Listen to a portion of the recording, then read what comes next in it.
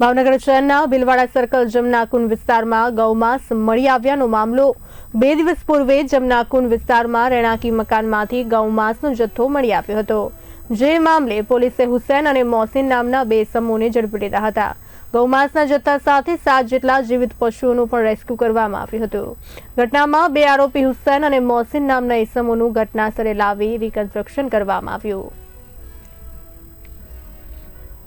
કે હુસૈન બાવનકા અને મોહસિન શેખ આ બંને જે છે પોતાના જે ઘરે ગૌમાંસ રાખે છે અને તેના ઘરે બી જે વાછરડા અને જીવ હોવાની શક્યતા છે।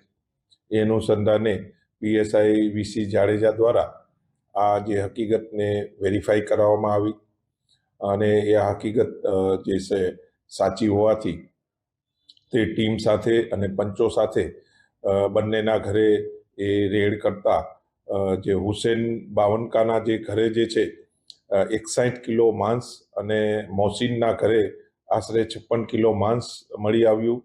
પછી જીવતા જે પશુ જે છે જેમાં જીવતી ભેંસ 2, પાડા 5 અને ગૌવંશની એક વાછરડું જે છે 1, આમ કરીને 8 જીવ મળી આવ્યા।